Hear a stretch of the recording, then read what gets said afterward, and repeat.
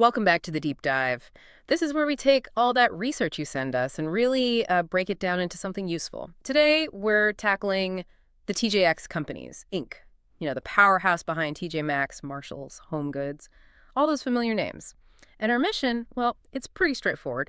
We're digging into your sources to figure out how this very traditional brick-and-mortar business, the whole treasure hunt thing, hasn't just survived, but actually thrived, while digital retail's been causing chaos everywhere else.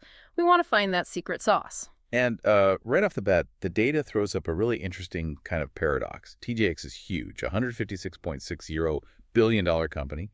The share price as of our analysis date, October 9th, 2025, was $142.66. Operationally, they look, well, almost perfect. Like a fortress, I think the sources called it. Okay, so if they're best in class operationally, what's the conflict? Where's the rub financially? The rub is the price the market putting on it. Our fundamental valuation model, specifically when you look at discounted cash flows, they suggest the intrinsic value is way lower. How much lower? We're talking somewhere between, say, $87.78 and $89.37 per share. Wait, $87 to $89 versus the market price of $142? Exactly. That means the market is paying a premium of well over 60% compared to what the fundamental cash flow value suggests. Wow. So the big question driving this whole deep dive is why? Why is the market so convinced TJX is worth that much more? What are they seeing? Okay, a 60% premium isn't just slight optimism. That's the market basically saying, we don't care about standard DCF models here. Yeah, a huge vote of confidence. All right, let's start unpacking. Let's look at the engine itself. Right. Chapter 1. Business understanding. So the core genius of TJX isn't just the cheap prices. It's the whole system behind getting those prices. They don't buy seasonally like traditional stores. They buy whenever there's a deal, right? Opportunistically. Precisely. Year-round. They've got this massive network, over 1,000 global buyers, tapping into more than 21,000 vendors worldwide. And they're basically feeding off the mistakes or, the shifts in the regular retail world, like overruns, canceled orders. That's exactly it. Manufacturer overruns, canceled orders, end-of-season clear-outs. Market dislocations are their bread and butter. Okay. And that global buying organization they have, that's the real proprietary edge. The sources call it an information arbitrage network.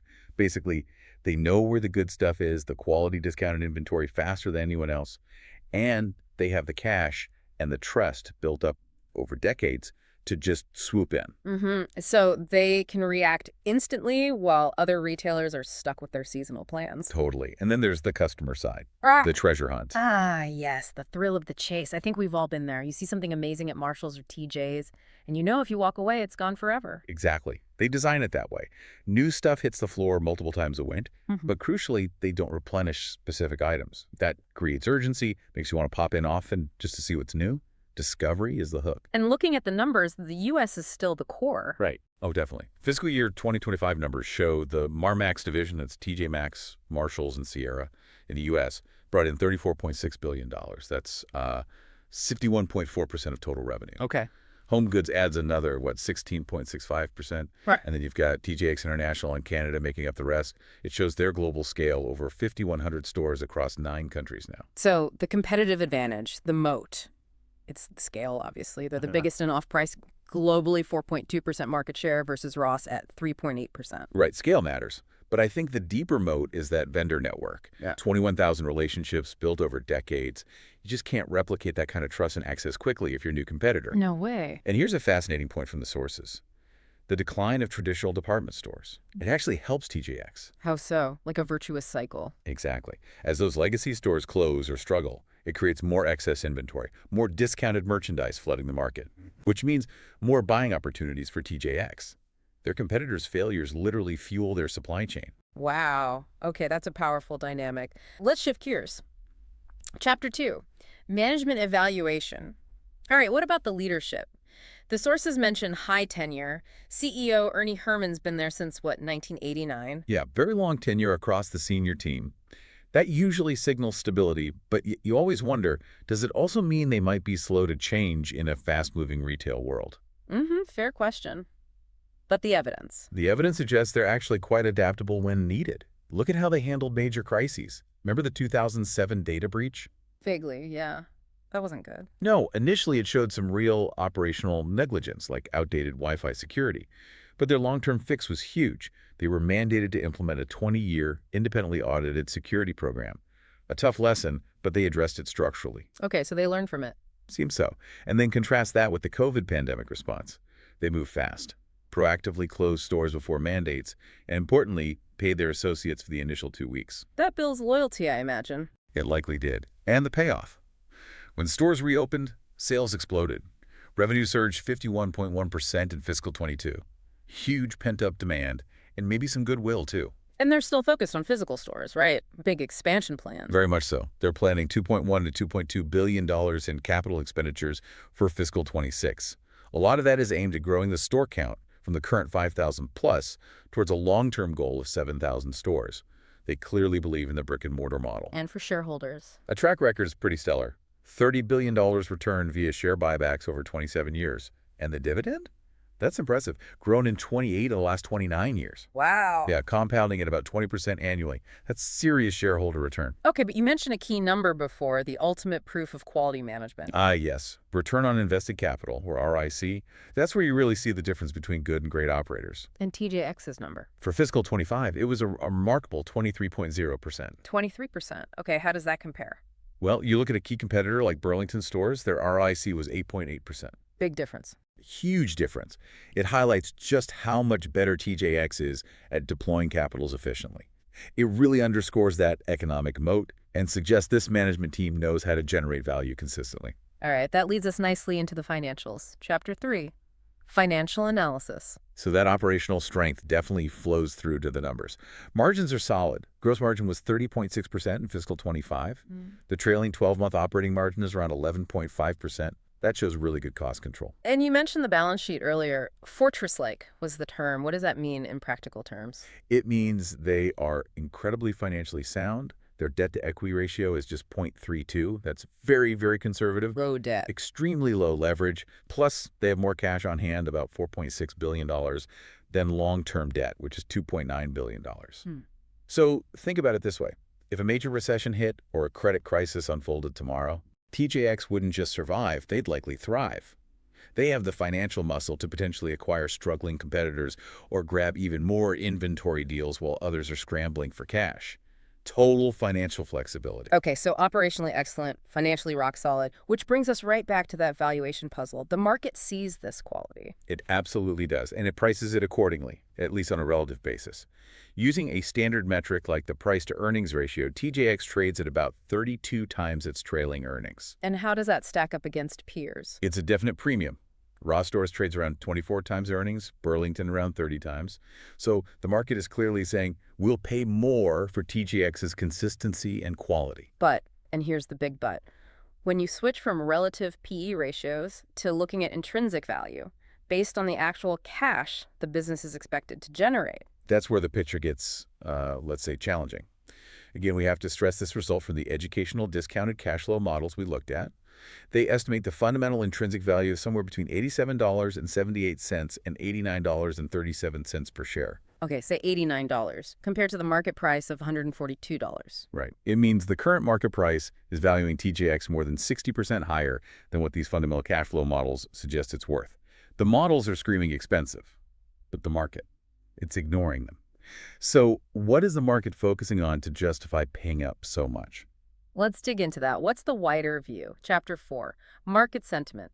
If the fundamentals don't fully explain the price, maybe it's all about momentum and what everyone else thinks. What's the Wall Street consensus on TJX? Yeah, the sentiment is overwhelmingly positive. You look at analyst ratings, it's pretty much all buy or strong buy. And their price targets, are they seeing value even higher? The average 12-month price targets are generally clustered between, say, $147 and $154 roughly. Yeah. So they see some modest upside from the current $142, but it confirms they're mostly focused on that continued operational strength and the stock's momentum, not on a deep fundamental value argument. They're validating the current premium. And the technical picture. Is the chart supporting this? Oh, absolutely. The technicals look very strong. Short interest, that's the percentage of shares bet against the stock is incredibly low, only about 1.4% of the float. Meaning very few people are betting it will go down? Exactly. There's just no significant bearish conviction out there. And the stock price itself is trading comfortably above both its 50-day and 200-day moving averages, which are key technical indicators of trend strength.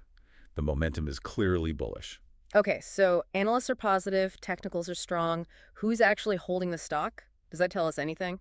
Chapter 5, ownership structure. Yeah, the ownership breakdown is quite revealing. It's dominated by institutions. Like big funds. Exactly. Big mutual funds, pension funds, ETFs, they hold about 91.5% of all the shares. And a huge chunk of that is concentrated in the hands of giant passive managers like Vanguard and BlackRock. What's the impact of that? Well, it tends to lead to lower volatility. Yeah. Because these large institutions are often long-term holders, Mhm. the stock is less likely to swing wildly based on, retail investor sentiment or short-term news. Retail ownership is relatively low, somewhere between maybe 8% and 13%.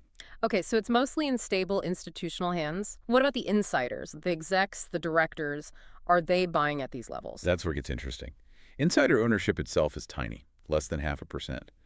But looking at their trading activity over the past year, Mm-hmm. there's a clear pattern of selling. The records show about 28 insider sales versus only 6 open market buys. Okay, selling isn't always a bad sign, right? Could be planned compensation, taxes. True, a lot of it is likely routine, part of their compensation packages. But the lack of significant voluntary open market buying by insiders, that's telling. It suggests that the people who know the company best don't necessarily see the stock as a screaming bargain at $142. They seem content to sell into the market's current enthusiasm. Right. Doesn't signal strong conviction that it's undervalued. Anyway. Okay, let's balance this with risks. Chapter 6. Risk assessment. Even for a company this strong, there have to be risks. What are the weaknesses or threats the sources highlight? The biggest potential weakness structurally is that heavy reliance on physical stores. Over 98% of their revenue comes from brick and mortar. Their e-commerce business, while growing, is still pretty small relative to their overall scale. So if online off-price shopping really takes off in a huge way, That could be a vulnerability down the line, yeah. They're betting heavily that the treasure hunt experience is best in person. but on the flip side, the opportunities seem clear too. Definitely. That runway to 7,000 stores is a big one. And just continuing to grab market share as traditional retailers fade, that seems like a pretty reliable growth driver. What about external factors like the economy, inflation? Inflation is interesting for TJX. It's this kind of push-pull situation. Well, moderate inflation can actually be good for them. It pushes more value-conscious shoppers, even those with higher incomes, into their stores looking for deals. They gain new customers. Okay. But the risk is prolonged, severe inflation. If it gets really bad, it eats away so much at the discretionary income of their core lower to middle income customers that those shoppers might just stop buying non-essential goods altogether. Yeah, That's the danger zone. got it. And the sources mentioned something surprising about tariffs, usually bad for retailers, right? Usually, yes. But the analysis suggests tariffs could actually be a net opportunity for TJX Really? How does that work? because tariffs mess up traditional supply chains. They cause uncertainty, cancellations, inventory backlogs for regular retailers who plan seasons far in advance. Ah, creating more of that distress inventory that TJX thrives on. Exactly. Disruptions that hurt others create better buying opportunities for TJX's flexible model. It potentially widens their price advantage over competitors. They benefit from the chaos, in a way. That is counterintuitive, but makes sense for their model. Okay, let's try and wrap this all up. Chapter 7, conclusion. So, synthesizing everything. The bull case seems pretty straightforward, right? It's all about quality. Absolutely. Best-in-class operations, that deep moat from their scale and buying network, fantastic ROIC at 23%, a bulletproof balance sheet, and a proven management team that consistently returns cash to shareholders. It's a high-quality machine. And the bear case, it really boils down to one thing, doesn't it? Pretty much. Valuation. The stock price is simply high. It's priced for continued perfection, trading at 32 times earnings. That leaves very little margin of safety if something goes wrong. Right. And there's always that lingering long-term question about the heavy reliance on physical stores, Yeah. even though that model has been incredibly resilient so far. So let's just state that core conflict one more time clearly. Okay, the share price, around $142.66, is trading at a premium of over 60% compared to the intrinsic value range of roughly $88 to $89, Yeah. suggested by standard discounted cash flow analysis. A massive gap. It is. So the concluding outlook is this. TJX is undeniably a high-quality company, and it definitely deserves some premium. But the current market price seems to reflect maximum optimism. It's baking in years of continued flawless execution and stable growth, leaving very little room for any hiccups or a serious economic downturn. Which leads us to a final thought, something for you, the listener, to chew on. If TJX's sheer scale and that incredibly flexible buying system make it almost immune to the usual retail crises, if management's execution is that reliable, Mhm. does that operational certainty, that predictability, become a kind of premium asset in itself? Something that a standard DCF model, which tries to quantify risk and volatility, just fundamentally struggles to capture accurately. Is the market paying a 60% premium, not just for future cash flows, but for the certainty of those cash flows? Exactly. Is certainty itself worth that much? Something to think about. Okay, that wraps up our deep dive into the TJX companies. A big thank you for sending in the sources that powered this analysis. And hey, if you found this useful, please like and subscribe to Stock Analytics AI. Remember, for just $4.99 a month, members get priority deep dives on tickers you request. We're actually planning to cover all of the S&P 500 stocks over the next few months, and members get first dibs. Or if you just want a one-off deep dive on a specific company, dropping us a super thanks is a great way to do that. And the important reminder, this analysis was generated by an AI system purely for educational purposes. It is definitely not financial advice. You should always conduct your own thorough research or consult with a qualified financial advisor before making any investment decisions.